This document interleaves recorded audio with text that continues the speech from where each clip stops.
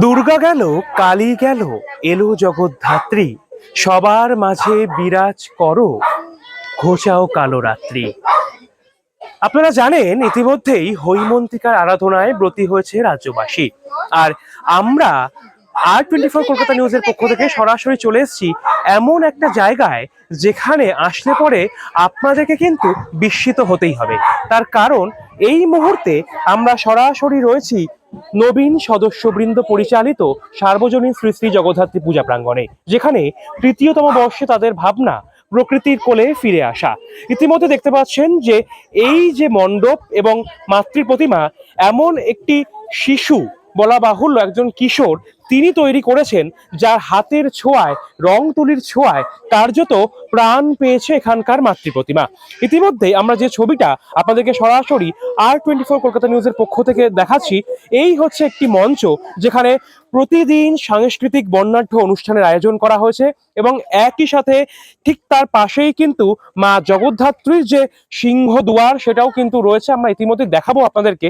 এবং স্বাভাবিকভাবে এলাকাবাসী যারা রয়েছেন প্রত্যেকে কিন্তু যথেষ্ট আনন্দিত, উচ্ছ্বসিত, তার কারণ প্রতি বছরই কিন্তু এইভাবেই তারা উদযাপন করেন জগদ্ধাত্রী মায়ের আরাধনা। এবং স্বাভাবিকভাবে এবছরও তাদের ব্যতিক্রম নয়, তার কারণ এবছর বাড়তি উন্মাদনা, তার কারণ প্রকৃতির কোলে মা জগদ্ধাত্রী তাদের মণ্ডপে কিন্তু ইতিমধ্যেই অধিষ্ঠাত্রী হয়েছেন।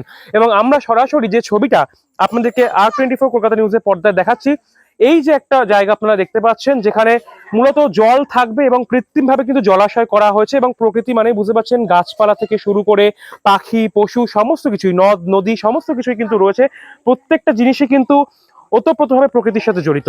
আর তাই এই যে মূল মণ্ডপ, এবং আপনারা দেখতেই পাচ্ছেন একটা অসাধারণ কুঁড়ে ঘর বানানো হয়েছে এবং যার কানাচে কানাচে কিন্তু কার্যত রঙের ছোঁয়া দেখতে পাচ্ছি। প্রজাপতি রয়েছে, বিভিন্ন ধরনের গুল্ম জাতীয় গাছ রয়েছে আমরা দেখতে পাচ্ছি। এবং একই সাথে বিশেষ আকর্ষণ এখানকার মাতৃ প্রতিমা, সেটা একটু আমরা দেখাতে বলবো। দেখতেই পাচ্ছেন অসাধারণ থিমের যে মাতৃ প্রতিমা, সম্পূর্ণটাই কিন্তু নিজের হাতে বানানো হয়েছে এবং যে কিশোর বানিয়েছেন তার সাথেও আমরা পরবর্তীকালে কথা বলবো। তবে আমরা একটু ঘুরিয়ে দেখাই কি সুন্দর করে এখানকার মাতৃ প্রতিমা সনাতনী দেবী জগদ্ধাত্রী হৈমন্তিকাকে কিন্তু তিনি নিজে রূপদান করেছেন। এবং স্বাভাবিকভাবে একই সাথে থিমের প্রতিমার পাশাপাশি বেকি প্রতিমাও কিন্তু এখানে প্রাণপণ কিন্তু এখানে রয়েছে, আমরা দেখতেই পাচ্ছি। এবং প্রাণ প্রতিষ্ঠা হবে আগামীকালকে। স্বাভাবিকভাবে কিন্তু আমরা দেখাচ্ছি সেই মাতৃ প্রতিমা, যেই মাতৃ প্রতিমা ইতিমধ্যেই মণ্ডপের শোভা বিকশিত করছে। এবং এখানেও কিন্তু কুঁড়ে ঘরের মধ্যেই মাকে স্থান দেওয়া হয়েছে এবং অসাধারণ সেই মাতৃ প্রতিমা সিংহ বাহিনী করিন্দাসুর নাসিনী দেবী জগদ্ধাত্রী, তিনি কিন্তু এই মুহূর্তে অধিষ্ঠাত্রী রয়েছে।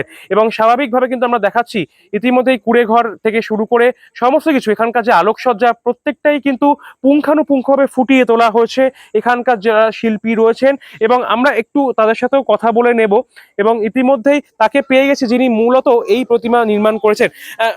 ভাই, তোমাকে একটু জিজ্ঞেস করবো যে প্রথমে তোমার নামটা একটু বলি। আমার নাম রাজ হালদার। তুমি কি প্রতি বছর এখানকার মাতৃ প্রতিমা তৈরি করো? হ্যাঁ, প্রতি বছর তৈরি করি। আচ্ছা, কত বছর ধরে কাজ করছো? এই নিয়ে আমাদের 3 বছর হলো আমাদের পুজোর। তোমরা নিজেরাই পুজোটা করো? হ্যাঁ, নিজেরাই করি। আচ্ছা, পুজোর সংগঠনের নামটা একটু জানতে চাই। নবীন সদস্যবৃন্দ। নবীন সদস্যবৃন্দ। এবং এখানে যত সদস্যবৃন্দ আছে প্রত্যেকেই তো নবীন। হ্যাঁ। তো সেই জায়গা থেকে দাঁড়িয়ে তাদের সহযোগিতা কতটা পেয়েছো এই কাজটা করতে? সবাই আমাকে খুব সাহায্য করেছে, ওরা না থাকলে এত কিছু আমরা করতেও পারতাম না। আচ্ছা, কি কি করা হয়েছে? মানুষ আসলে কি কি দেখতে পাবে এখানে মূলত? এটা এক টুকরো প্রায় প্রকৃতি দেখতে পাবে। প্রকৃতির মধ্যে পশু পাখি, পাহাড়, গাছপালা, নদী সবকিছু তৈরি করার চেষ্টা করেছি, এবার যতটা হওয়া সম্ভব হয়েছে। আচ্ছা, হঠাৎ প্রকৃতিকে নিয়ে কাজ কেন?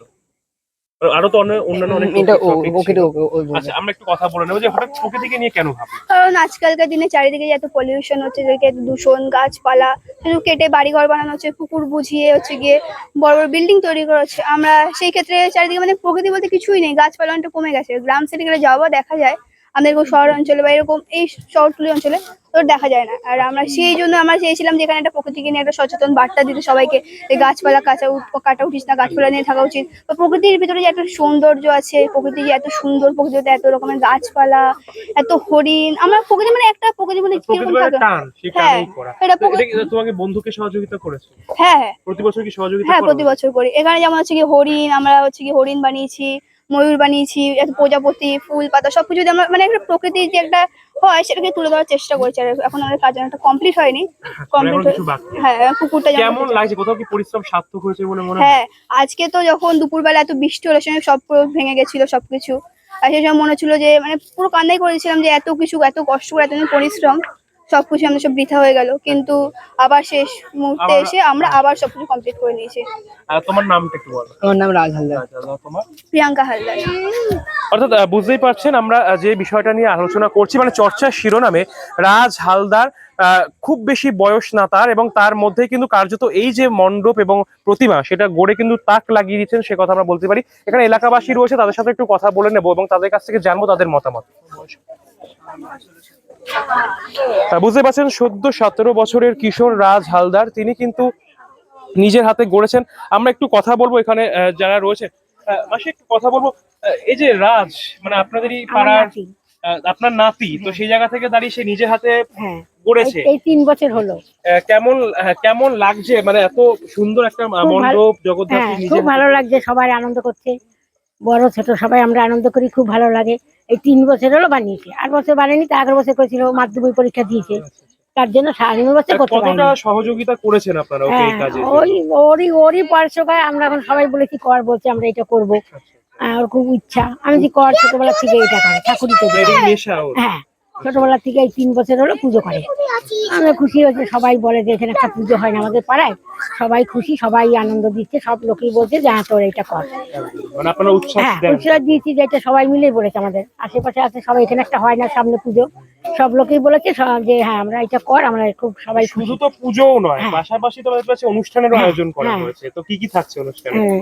নাচ গান করে, সব বাচ্চা কাচ্চা করবে, মেয়েরা করবে, বাচ্চারা আপনারা অংশ নেবেন? তো নেবো, বাচ্চা কাচ্চারা নাচবে, গান করবে। এলাকার মানুষ কি বলছে আপনার নাতি সাফল্য? সবাই বলছে যে ভালো, এটা কর, সবাই আমরা আনন্দ খুশি হই, প্রত্যেকে উৎসাহিত। হ্যাঁ সবাই হচ্ছে, আমাদের পাড়ার লোক খুবই ভালো। আপনার নাম? সবাই বলে, আমার নাম প্রিয়বালা হালদার।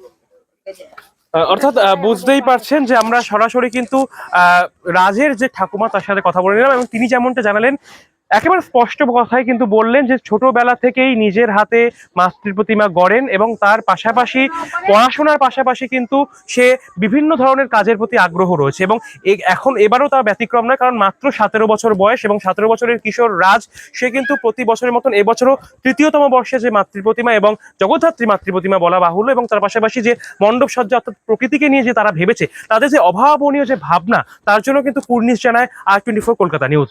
সকলে ভালো থাকবেন, সকলকে জগদ্ধাত্রী পুজোর আন্তরিক প্রীতি, শুভেচ্ছা এবং উষ্ণ অভিনন্দন। আর অবশ্যই বিভিন্ন খবরের জন্য শুধুমাত্র নজর রাখুন R24 কলকাতা নিউজের পর্দায়। এখন আপনার সন্তানের উজ্জ্বল ভবিষ্যতের একটাই ঠিকানা, নীল শিক্ষা নিকেতন কোচিং সেন্টার। এখানে সপ্তম শ্রেণী থেকে স্নাতক শ্রেণী পর্যন্ত কলা বিভাগের সমস্ত বিষয়, যেমন বাংলা, ইতিহাস, ভূগোল, শিক্ষাবিজ্ঞান, রাষ্ট্রবিজ্ঞান সহ পরিবেশবিদ্যা পড়ানো হয় একই ছাদের তলায়, এবং এখানে নোট সহ টেক্সট বইও খুঁটিয়ে বিস্তারিত আলোচনা সহ সহযোগিতা সম্পূর্ণ পরিবেশে পড়ানো হয়।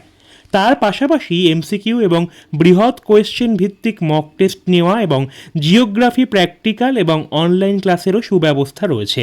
তাছাড়া এখানে স্নাতক স্তরে নতুন সেমিস্টারের সাজেশন ভিত্তিক পড়াশোনাও হয়ে থাকে। 20 বছরের অভিজ্ঞতা সম্পন্ন প্রশিক্ষক চৈতালি চক্রবর্তী। স্থান সোদপুর ঘোষপাড়া সরণী সংঘ ক্লাবের নিকটে। তাহলে আর দেরি কেন, সময় নষ্ট না করে আজই ভর্তি হতে যোগাযোগ করুন এই নাম্বারে 9123823226। সাফল্যের সঠিক দিশা খুঁজছেন? তাহলে চলে আসুন B for best coaching centre এখানে পরিশ্রম, শৃঙ্খলা এবং যত্নশীল নির্দেশনার মাধ্যমে গড়ে ওঠে উজ্জ্বল ভবিষ্যৎ। ধারাবাহিকভাবে ক্লাসের পাশাপাশি রয়েছে উপযুক্ত মক টেস্ট, যা পরীক্ষার প্রস্তুতিকে আরও শক্তিশালী করে। প্রশিক্ষক মনিকা চক্রবর্তী। স্থান সোদপুর পানশিলা পোস্ট অফিসের নিকটে। আজই ভর্তি হতে যোগাযোগ করুন এই নাম্বারে 9123769113।